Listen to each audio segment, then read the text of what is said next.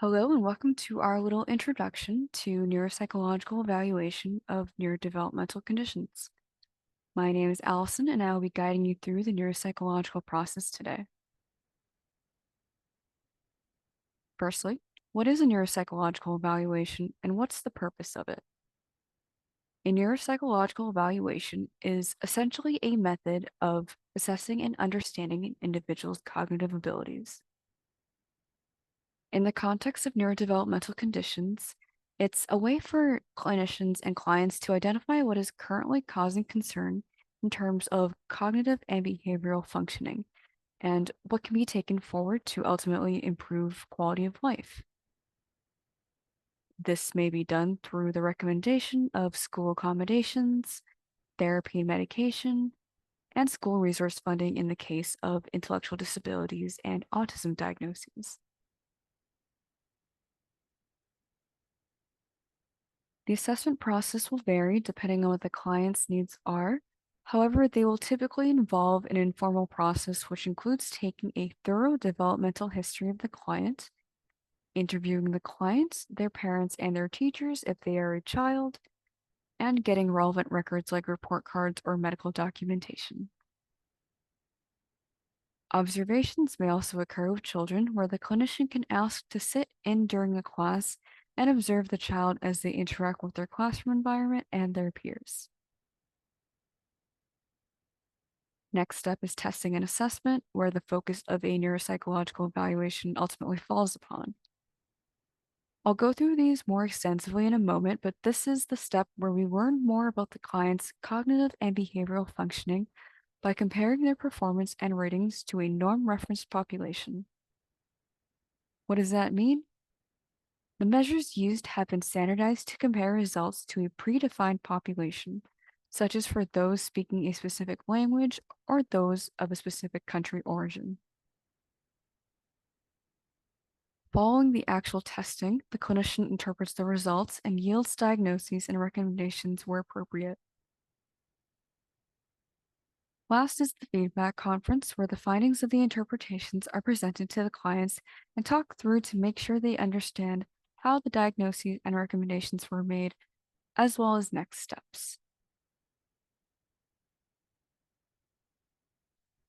All right, so into breaking down the tests and assessments. Intellectual testing is a type of testing that is essential in assessing neurodevelopmental conditions to assist in identifying cognitive strengths and weaknesses. This can help with differential diagnoses between intellectual disability, specific learning disorders, and ADHD, for instance.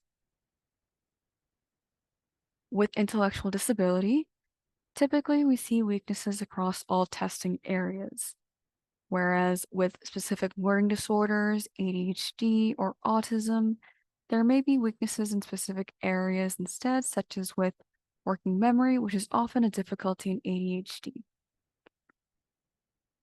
Weaknesses in one area, however, does not mean that the client has a particular diagnosis. Testing is taken as a whole alongside interviewing to get a big picture of the client, which informs diagnoses. And though many intellectual tests exist, the most commonly used ones are the West-Shore scales, which generally include tests of verbal comprehension, the ability to understand spoken language, visual spatial ability, which refers to the ability to tell where objects are in space, working memory, the ability to hold and manipulate small amounts of information, like remembering a phone number, and lastly, perceptual reasoning, the ability to reason and solve problems with nonverbal stimuli. The subtests within these areas typically involve verbal questioning or interaction with provided testing materials. Supplementary tests may be included as well that are not part of the primary testing areas, which can be selected as needed. Achievement testing is typically used in assessing academic performance for similar differential diagnoses of specific learning disorders and ADHD, for instance. Typically, with specific learning disorders, the client will demonstrate weaknesses in a specific area, such as reading if they have dyslexia. However, individuals can show weaknesses in more than one area as well. With ADHD, similar results may occur where weaknesses are yielded. However, differences may exist in the interview results and cognitive testing, wherein the reasoning behind their weaknesses may be revealed to be related to attentional difficulties and executive dysfunction rather than difficulties learning the academic skills, which is the case with specific learning disorders. Clients may, however, have both a learning disorder and ADHD, as they are comorbid in many individuals.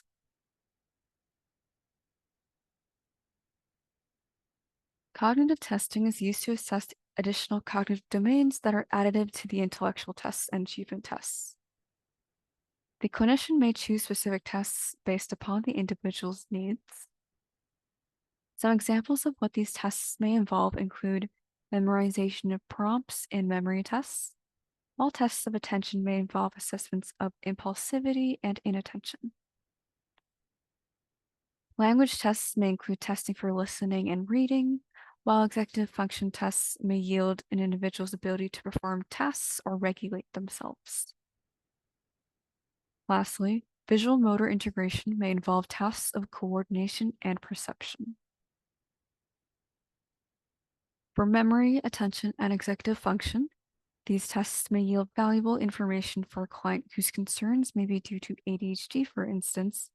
Therefore, these tests will allow us to learn more about what areas are specifically of concern.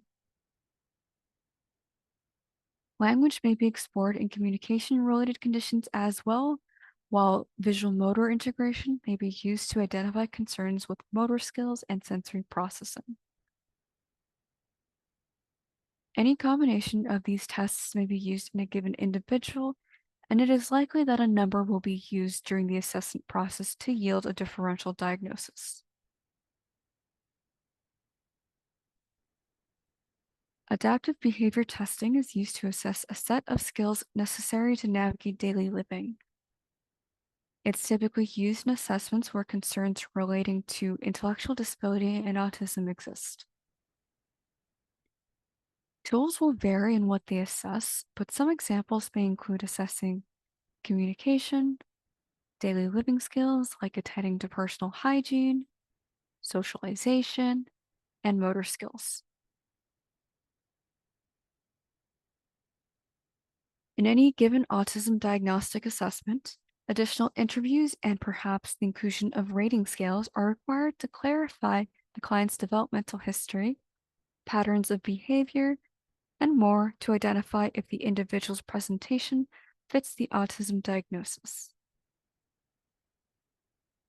Socio-emotional assessments may additionally occur to assist in identifying areas that may need attention in addition to neurodevelopmental concerns, such as anxiety or mood regulation concerns.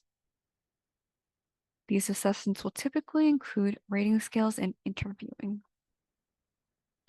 It is important to note that these problems or difficulties may be comorbid in addition to neurodevelopmental concerns, as they are highly correlated and many individuals experience these as a result of their neurodevelopmental conditions. In summary, neuropsychological evaluations may vary greatly between individuals with neurodevelopmental concerns due to the vast range of conditions that fall under its umbrella.